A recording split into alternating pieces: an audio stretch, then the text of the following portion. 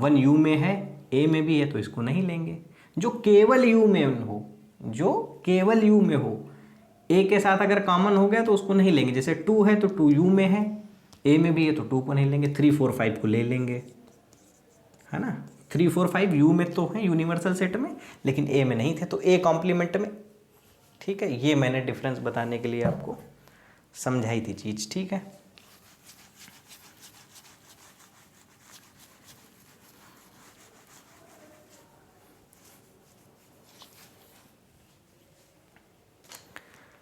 ये बेसिक था।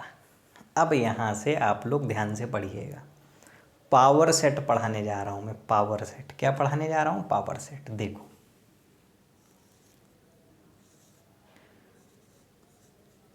Power set. अच्छा, ऐसा करता हूँ मैं, पावर सेट पढ़ा दे रहा हूँ, चलो इसी लेक्चर में। पावर सेट, एक सेट ए है जिसके अंदर 1 2 3 3 एलिमेंट्स हैं, जिसके अंदर 3 एलिमेंट्स हैं। पावर सेट ऑफ ए कैसे बनेगा?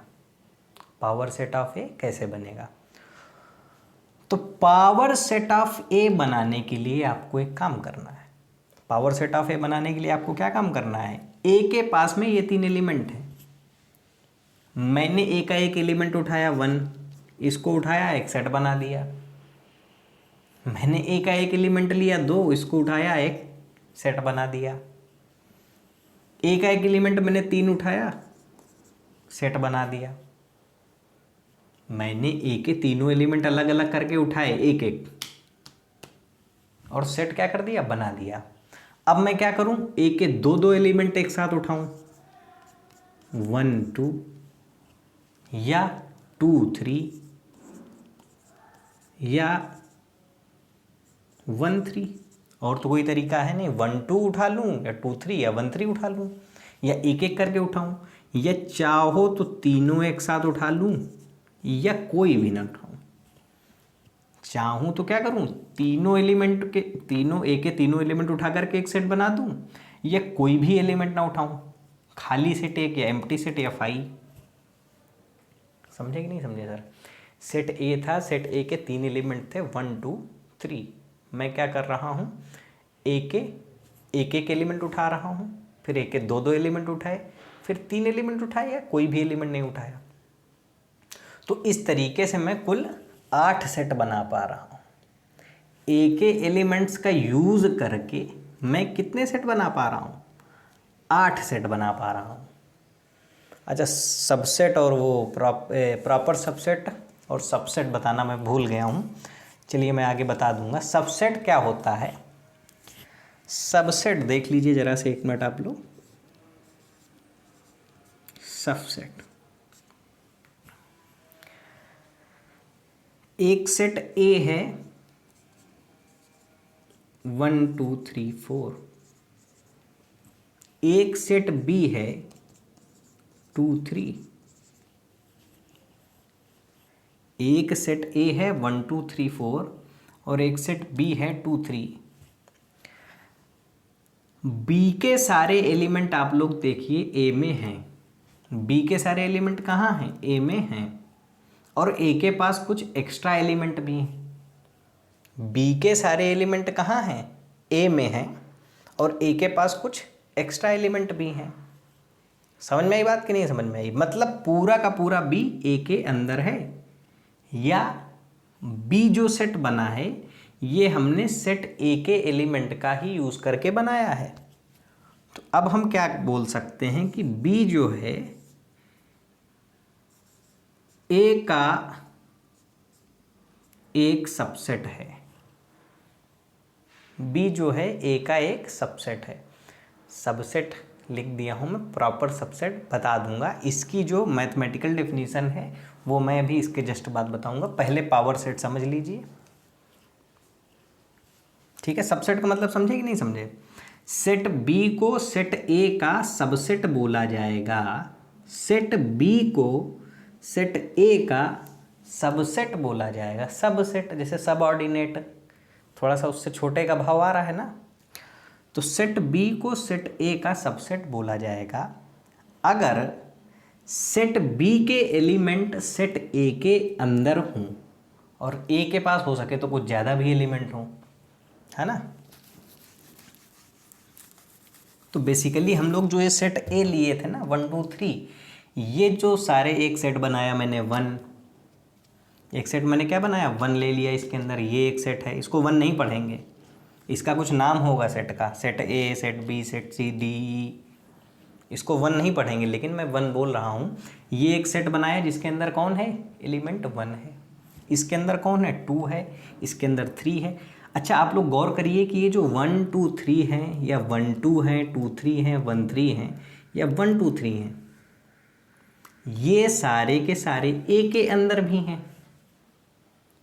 ये सारे के सारे कहाँ हैं, ए के अंदर भी हैं। अब होंगे ही सर, क्योंकि मैंने ये जो सेट बनाए हैं ये मैंने ए के एलिमेंट्स का ही यूज़ करके बनाया है। तो ये सारे सेट क्या हैं, ए के सबसेट हैं। ये जो सेट है ना ये क्या है, ए के सबसेट है। तो ए के हम लोग कितने सबसेट बना सकते हैं, ए के हम लोग 8 सबसेट बना सकते हैं। एम्प्टी सेट वो सबका सबसेट होता ही है, क्योंकि एम्प्टी सेट में तो कोई मेंबर है ही नहीं, एम्प्टी सेट में कोई मेंबर ही नहीं है। तो अब ये मेंबर यहाँ नहीं है, अब यहाँ है कोई भी एक्स्ट्रा ही है ये, ठीक है। इसकी भी मैं डेफिनीशन बता दूंगा प्रॉपर मैथमेटिकल क्या है आगे के लेक्चर्स में, अभी उसकी आवश्यकता नहीं है। तो एम्प्टी सेट तो सबका सबसेट होता ही है। तो ये सारे सबसेट हम लोग सेट ए के माध्यम से बना सकते हैं, सेट ए के एलिमेंट्स का यूज़ करके बना सकते हैं। अब इन सारे सेटों को बनाओ, इन सारे सेटों को बनाओ और इनको एलिमेंट मान करके एक नया सेट बना दो। ये बड़ा सेट ए के सारे सबसेट लो, सेट ए के क्या करो, सारे सबसेट लो और उनको एलिमेंट मान करके, ये सारे सेट हैं, इसका नाम मान लो बी होगा, इसका सी होगा, डी होगा, ये सारे सेट हैं, एक बड़ा सेट बना दो। तो इसको पावर सेट ऑफ ए बोला जाता है। इसको क्या बोला जाता है, पावर सेट ऑफ ए बोला जाता है। ध्यान रखिएगा आप लोग। तो अगर सेट ए में 3 एलिमेंट हैं तो पावर सेट ऑफ ए में कितने एलिमेंट आए, 8 एलिमेंट आए। इसका एक फार्मूला भी है। अब देखिए यहाँ से बात स्टार्ट होती है, कहीं भी कोई चीज़ आपको काउंट करके दे कि इसके अंदर कितने लोग होंगे, उस पर ध्यान जरूर दीजिएगा आप लोग, है ना।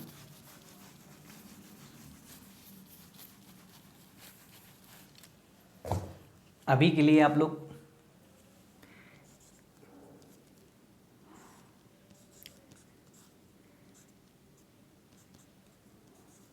थोड़ा सा मार्कर गड़बड़ हो गया सा,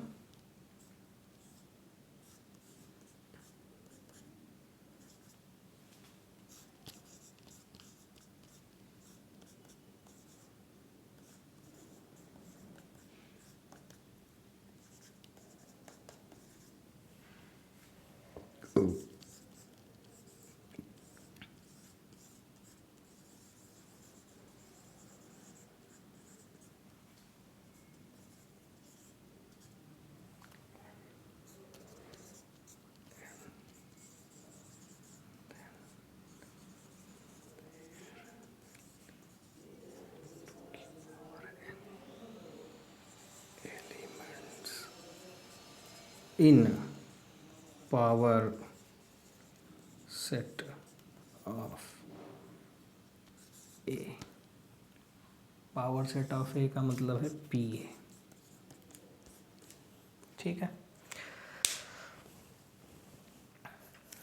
ये जो मॉड टाइप का हमने बना दिया है, इसके अंदर ए को भरने का मतलब ये आपको बताता है ए के अंदर कितने लोग हैं, ए के अंदर कितने एलिमेंट हैं। या इसको हम लोग ऐसे भी लिखते हैं n और ये छोटा ब्रैकेट a, इसका मतलब ये भी यही होता है कि ए के अंदर कितने लोग हैं। तो ए के अंदर देखिए कितने लोग हैं, 3 लोग हैं, 1 2 3। तो इसको हम लोग ये भी बोलते हैं कार्डिनलिटी ऑफ ए। इसको क्या बोलते हैं, इसको मैं आगे बताऊंगा, कोई दिक्कत नहीं है। इसको कार्डिनलिटी ऑफ ए भी बोलते हैं। ए के अंदर कितने एलिमेंट हैं, तो ए के अंदर 3 एलिमेंट हैं। पावर सेट ऑफ ए के अंदर कितने एलिमेंट हैं, इसका मतलब क्या है कि पी ए या पावर सेट ऑफ ए के अंदर कितने लोग हैं, इसका भी वही मतलब है। ये है 2 की पावर 3 या 8 एलिमेंट है।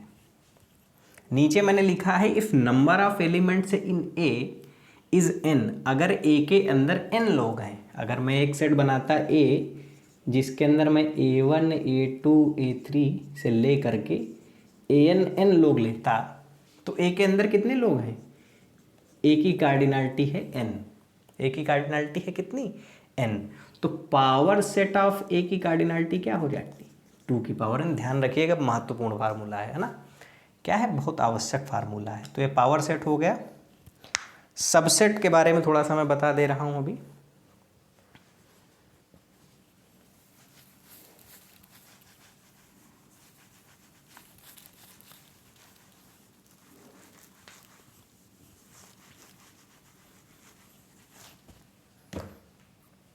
सबसेट के बारे में मैं आगे ही बताऊंगा आपको। अभी एक और इम्पॉर्टेंट चीज़ है, सबसेट अगले लेक्चर में महत्वपूर्ण चीज़ है, क्योंकि सबसेट, इस वजह से उसको थोड़ा सा एक्सप्लेन करके बताना पड़ेगा। एक है Cartesian product. Cartesian product of two sets, दो सेट्स का कार्टीजन प्रोडक्ट, ये देख लीजिए ज़रा। तो कार्टीजन प्रोडक्ट, जैसे एक सेट ए है, थोड़ा सा मार्कर गड़बड़ हो गया है लेकिन 1 2 3, और एक सेट बी है, बी में मान लो है तुम्हारा 6 7, दो लोग हैं। तो कार्टीजन प्रोडक्ट का ये नोटेशन है ए क्रॉस बी, जैसे अपना यूनियन का नोटेशन ए यूनियन बी था, ऐसा ये कार्टीजन प्रोडक्ट का क्या है? नोटेशन है ए क्रॉस बी। ए क्रॉस बी का मतलब क्या है? ए क्रॉस बी ऐसा होता है, ए कामा बी।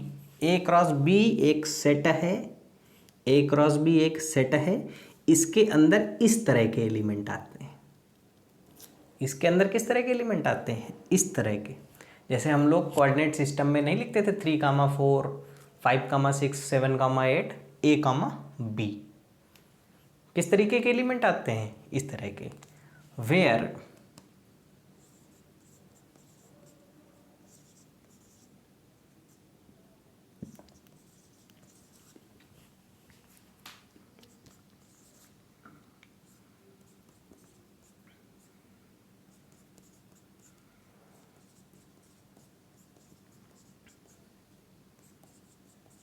समझा रहा हूं मैं। ए क्रॉस बी के अंदर इस तरीके के डुप्लेट आते हैं, इस तरीके के क्या आते हैं? डुप्लेट आते हैं। ऐसा ये ए क्रॉस बी का एलिमेंट कैसा है? ऐसा है, ब्रैकेट, उसके अंदर दो लोग, पहला आदमी, या ऑर्डर्ड पेयर भी बोलते हैं इसको। ऑर्डर्ड पेयर का मतलब क्या है? एक ऑर्डर है। ऑर्डर कैसा है कि जो इसका पहला एलिमेंट है, यानी कि स्मॉल ए है, ये तुमको ए से लेना है, और जो इसका दूसरा एलिमेंट है ये तुमको कहाँ से लेना है? बी से लेना है। जो स्मॉल ए है ये सेट ए से लेना है, और स्मॉल बी सेट बी से लेना है। स्मॉल बी को क्या? कैपिटल बी जो तुम्हारा सेट है उससे लेना है। अच्छा, इस तरीके के जितने भी पेयर बन सकें उन सबको ए क्रॉस बी के अंदर लेना है। पहला एलिमेंट ए किससे लेना है? ए से। दूसरा किससे लेना है? बी से। तो पहला मैंने 1 किससे लिया? ए से लिया, और दूसरा 6 किससे लिया? इससे लिए बी से। तो 1,6 एक एलिमेंट आ गया। ये कैसे हैं? ऑर्डर्ड पेयर है। दूसरा 1,7 आ गया, ऐसे 2,6 और 2,7 आ गया। समझ में आई बात कि नहीं समझ में आई? ठीक है। अच्छा, एक इसमें और मैं आपको बता दूं, ऑर्डर्ड पेयर में, अब इसमें ए में कितने एलिमेंट थे? 3। ए में कितने एलिमेंट थे? 3 एलिमेंट थे। बी में कितने एलिमेंट हैं? 2 एलिमेंट हैं। ए क्रॉस बी में कितने एलिमेंट हैं? 6 एलिमेंट हैं। ए क्रॉस बी में कितने एलिमेंट हैं? 6 एलिमेंट हैं। तो अब ये देखो कैसे आया, परम्यूटेशन कॉम्बिनेशन का यूज़ करेंगे। ए को भरने के कितने तरीके हैं? ए को भरने को, ए को कितने तरीके से भरा जा सकता है? ए को 3 तरीके से भरा जा सकता है। बी को कितने तरीके से भरा जा सकता है? बी को 2 तरीके से भरा जा सकता है। तो पहले ए को 3 तरीके से भरा, फिर जहाँ पर फिर आता है वहाँ पर ये इनटू का यूज़ करते हैं। इसको मैं ज़्यादा नहीं समझा पाऊँगा क्योंकि बहुत टाइम लग जाएगा। ए को कितने तरीके से भर सकते हैं? 3 तरीके से। फिर बी को कितने तरीके से भर सकते हैं? 2 तरीके से। तो टोटल कितने इसके अंदर लोग आएंगे? 6। तो ए क्रॉस बी के अंदर कितने लोग आए हैं? 6 लोग आए हैं। 1 2 3 4 5 6। अच्छा, ए में अगर n लोग होते, ए में कितने लोग होते? n। बी में कितने लोग होते? m लोग होते। तो ए क्रॉस बी में कितने लोग आते? ए क्रॉस बी में n क्रॉस m लोग आते। ए क्रॉस बी की कार्डिनलिटी कितनी होती? n क्रॉस m होती। तो ये लोग आप मतलब ये चीज़ आप लोग ध्यान रखिएगा, ठीक है। तो उम्मीद करता हूँ समझ में आई होंगी चीज़ें, और बहुत शॉर्ट में मैंने बताने का प्रयास किया है। इसमें अगर कोई चीज़ आपको नहीं समझ में आ रही है तो आप लोग कोई वीडियो देखिए यूट्यूब में या किताब से पढ़ करके उसको थोड़ा सा अच्छे तरीके से समझ लीजिए। अगर चीज़ें आती हैं इतने से काम, वैसे इतने से काम चल जाएगा, कोई उसमें दिक्कत नहीं है। अगले वीडियो से आप लोग ध्यान से इसको पढ़िए, है ना। ठीक है, तो मैं अब आप लोगों से क्षमा चाहूँगा सर।